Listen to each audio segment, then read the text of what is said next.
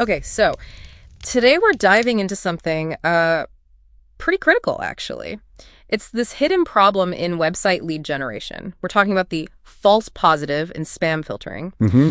And we'll be looking closely at how WebM tackles this, specifically with their own tool, the Gravity Forms Spam Checker. Yeah, it's definitely something we need to unpack because, look, you absolutely need security, right? Tools like Gravity Forms, they're essential. But the second a real, genuine lead gets mistakenly tagged as spam, Yeah. well, that's a big problem. A stacked loss, as the material calls it. Exactly, a stacked loss.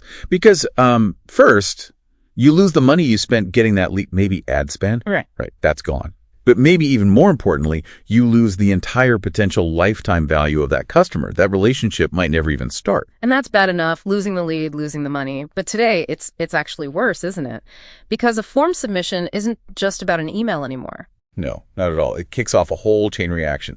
So that one little false positive doesn't just mean a missed email. It can break what WebM calls the entire digital core. Okay, digital core, let's define that for everyone listening. It's not just the website itself, is it? Right. Think of it as the whole interconnected system. Your website, your CRM, your email marketing, maybe sales workflows, all linked together. So when that breaks, your CRM automations might not trigger, customer records don't get updated, sales doesn't get notified. The whole process just stops, derails completely. Wow. Okay, so if the risk is that breaking this whole integrated tech stack, why not just, turn the spam filtering way down just to be safe? Well, that's the tricky balance. You'd get overwhelmed with actual spam. That's why WebM's approach isn't just one thing. It's layered.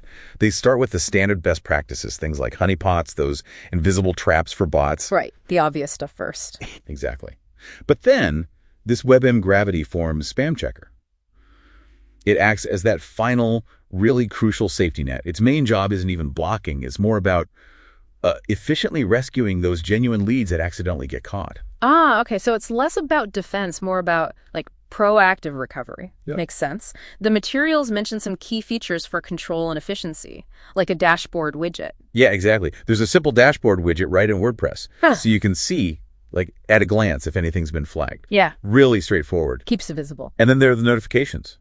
They're smart. You only get a daily email if there's actually something new in the spam queue to review, so it doesn't just clutter up your inbox. That's good. Avoids notification fatigue. And sure, it has automated cleanup, like it can delete entries after, say, 21 days by default, which is good for keeping the database tidy. But the real power, the strategic part, isn't the deletion. It's the recovery bit. Which brings us to the rescue and resend functionality. That's the key piece for fixing the broken digital core, right? Precisely. Yeah. That's the magic bullet, sort of. So someone on your team, or WebM's team, checks the queue, they see an entry, realize, hey, this is real. They just mark it as not spam.